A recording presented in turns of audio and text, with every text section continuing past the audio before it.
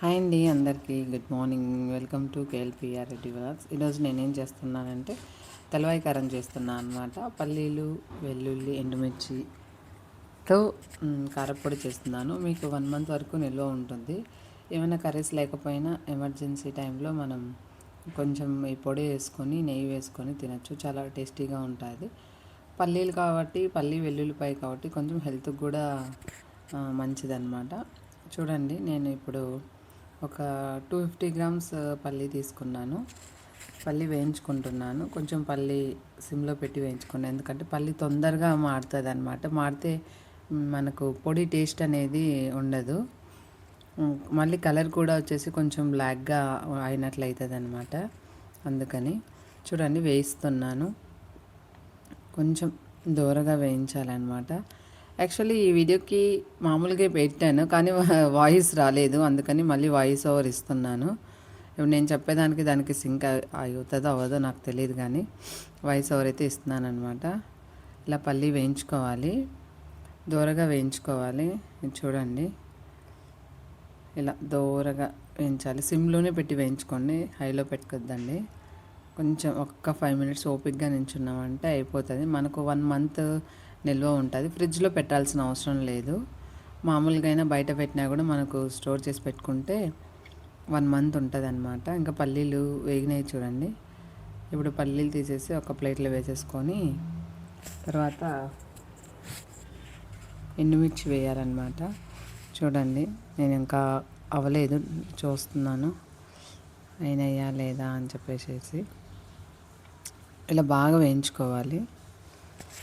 ఇది ఏంటంటే emergency purpose బాగా యూజ్ అవుతుందండి, చాలా బాగా యూజ్ అవుతుంది అనమాట.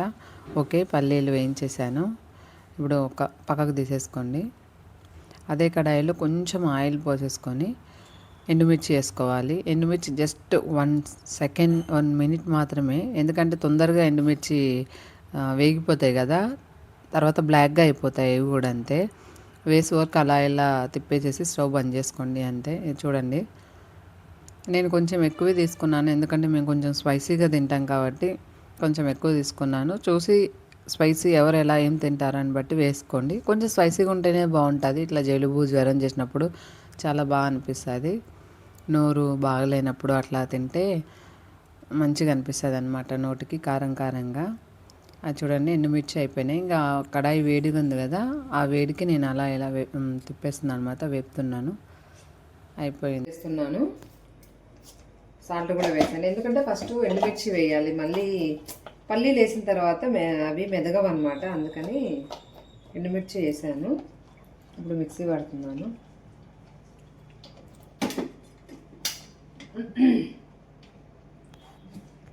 ఎండుమిర్చి ఇదిగోండి, మిరపకాయ వేసాను కదా, ఇలా అయింది. ఇప్పుడు పల్లీలు వేయించి పెట్టుకున్నాను కదా, నేను పల్లీలు పొట్టు అలానే వేస్తాను.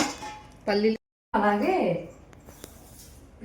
వెల్లుల్లిపాయలు వేస్తున్నాను. చూడండి, కట్ చేసావా? వెల్లుల్లిపాయలు అనమాట. దీన్ని మా స్టైల్లో తలవాయి కారం అంటారు.